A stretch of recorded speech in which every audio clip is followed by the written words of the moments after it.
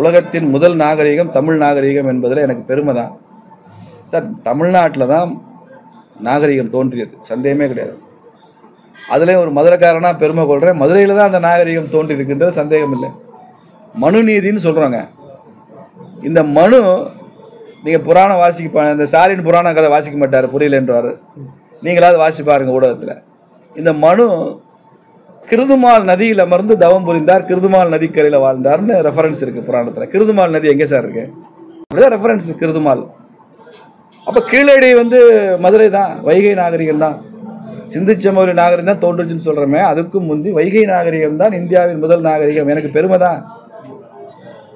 மத்திய அமைச்சர் கஜேந்திர ஷெகாவத் என்ன சொல்லியிருக்காங்கன்னா, எல்லா தரவுகளும் கொடுத்துருக்காங்க, இதில் ஒரு ப்ராசஸ் இருக்குது சார். நம்ம ஒரு கவர்மெண்ட்டில் ஒரு பேப்பர் சப்மிட் பண்ணுறோம், நீ ஆதார் கொண்டு வா, பேன் கொண்டு வா, அதை கொண்டு வா, ஒன்றுனா பேப்பர் ப்ராசஸ் ஆகி அடுத்தடுத்த நிலை போகுது. அதுக்கப்புறம் தானே ஃபைனலாக அது அப்ரூவ் ஆகுது.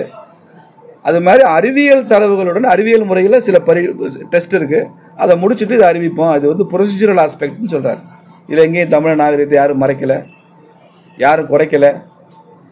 தமிழன் நாகரிகம்னு ஒன்று இருந்தால் அது இந்திய நாகரிகத்துக்கு எதிரானது. அது இந்திய நாகரிகத்தின் ஒரு அம்சம் தானே தமிழ் நாகரிகம் sir. India is incomplete without Tamil and Tamil Nadu. இதை அடிச்சு சொல்லுங்க எல்லாத்தையும். இந்தியா என்பது தமிழும் தமிழகனும் தமிழ்நாடும் இல்லைன்னா இந்தியா என்பது பூர்த்தியாகாது.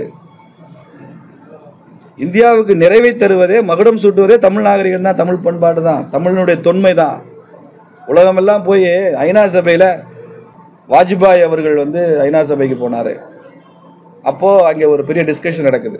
ஆட்சினா எப்படி நடக்கணும், ஒரு குட் கவர்னன்ஸ் எப்படி இருக்கணும் அப்படின்றத பற்றி டிஸ்கஷன் நடக்குது ஐநாவினுடைய ஒரு அரங்க கூட்டத்தில்.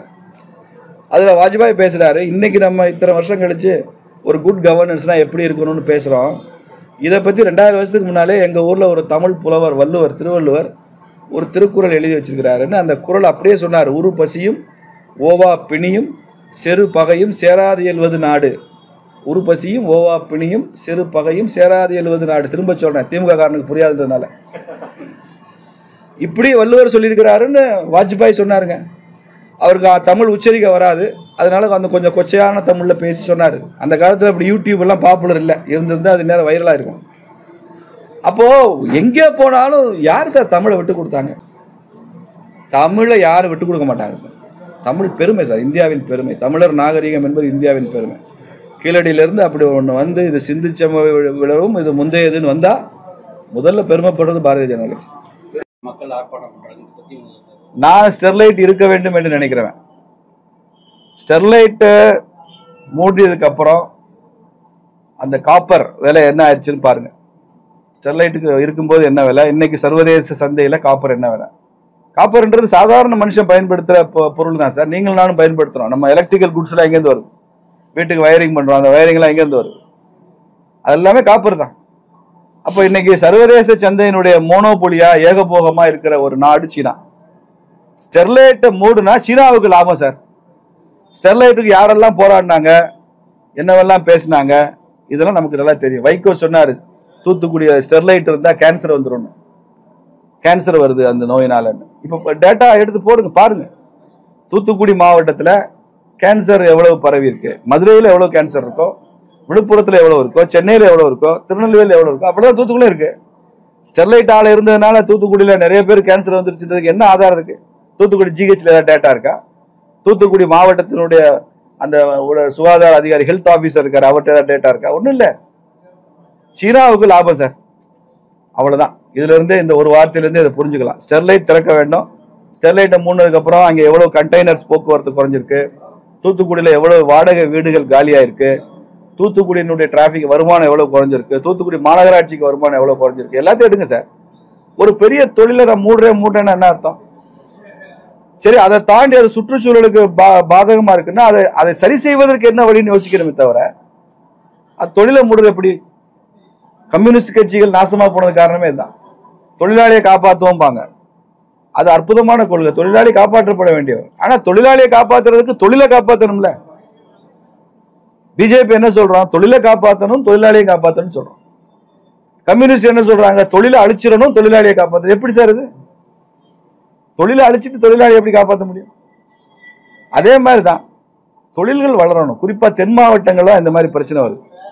எந்த ஒரு நிறுவனமா இருந்தாலும் தொழிலா இருந்தாலும் போடி நியூட்ரினோ வராத, தூத்துக்குடியா ஸ்டெர்லைட்டை மூடு, கன்னியாகுமரி மாவட்டமா துறைமுகம் வரக்கூடாது, கூடங்குளமா அணுமின் நிலையம் திறக்கக்கூடாது.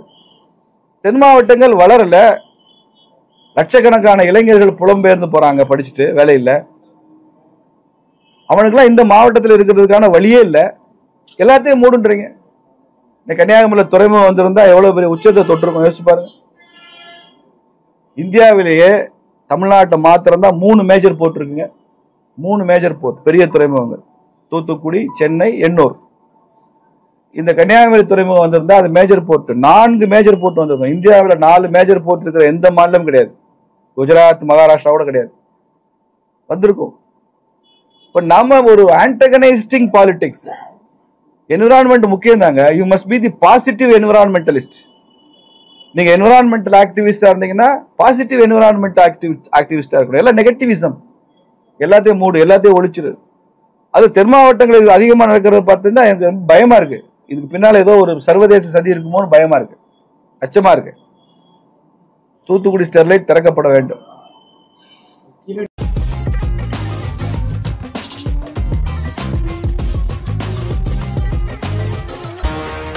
தப்பாதுடா சிங்க இது சிக்காதுடா, சுத்து போட்டு நிக்காதடா, சூற விட்டா தாங்காதுடா. சிவண்டா சிவண்டா சிவண்டா, எதுக்க எவண்டா எவண்டா எவண்டா.